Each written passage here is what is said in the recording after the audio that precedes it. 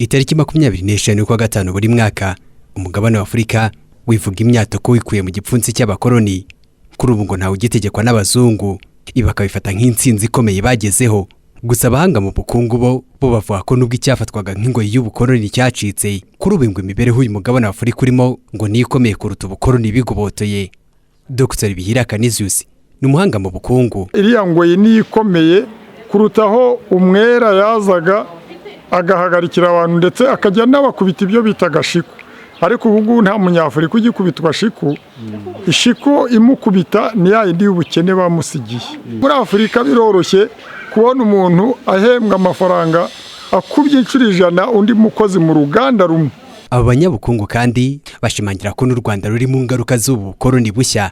Dr. Yananiwe: umukoloni araza akatwubakira umuhanda utazamara n'umwaka, tukamuha amafaranga yacu menshi aduhenze, twarangiza tugasigara turimo kubomora wa muhanda tuwubaka. Ariko ntago cyagombye kurya umwaka n'umwaka utaha n'indi myaka ngo tugume muri bya bibazo. Ni ingaruka z'ubukoloni bushya kuko ni ba bantu bavuga ngo ndibi igihugu ngo nkore ibyanjye. Nyuma y'imyaka isaga 70 ibihugu bya Afurika byibohoye ariko bikaba bikirwana n'ubuzima, abarebera politika hirengeye bavuga ko biterwa nuko bafata ubutegetsi baza mu mujyi wo kubaka ubukungu bwabo bwite no kubaka igitinyiro kuruta guteza imbere abanyagihugu.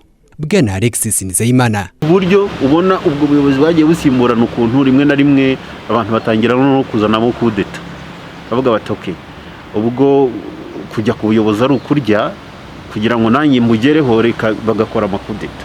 Ibyo byabaye mu bihugu byabo babirebera muri manda, bavuga ngo mfite manda y'imyaka 10, mfite manda y'imyaka 5, wenda ashobora kuyongera inshuro nyinshi, ariko mfite manda y'ubuzima bwanjye.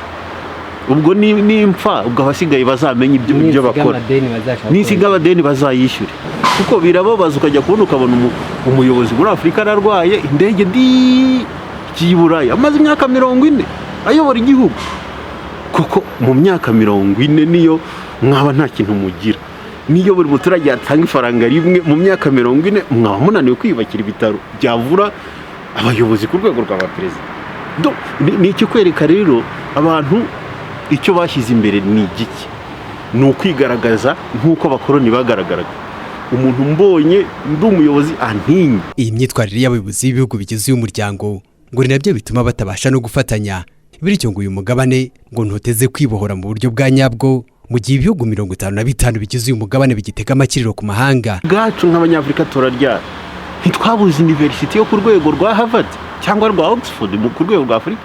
Ntabwo ibihugu byose byiteranije byabura amafaranga yo kubyubaka, kandi nta nubwo byasaba buri gihugu ngo gishyiremo amamiliyari.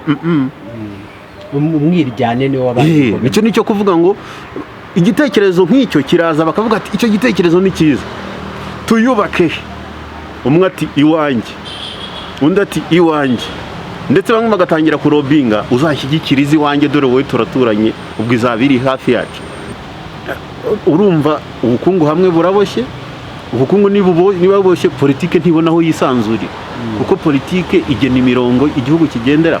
Niba ufite ingengo y'imari ugera kuri za 60-70% ibituruka mu nkunga cyangwa mu nkunga cyane cyane, nta hantu ushobora guhera ubwira abantu ngo ibi ndabyanze. Abahanga bavuga ko mu gihe bimeze bitya umugabane wa Afurika uzajya ugwirirwa n'ibiza wirukankire mu mahanga. Ibi ngo bizatuma n'aya mahanga akomeza kubaka umutaminwa w'igisuzuguriro ku mugabane wa Afurika, kugeza ubwo buri umwe azajya akenera abategetsi b'umugabane wa Afurika bose bitabira icyarimwe bagiye kumva ibyabateganyiriza no gusaba ubufasha kuruta kugenda bagiye mu biganiro bitanga inyungu zihuriweho.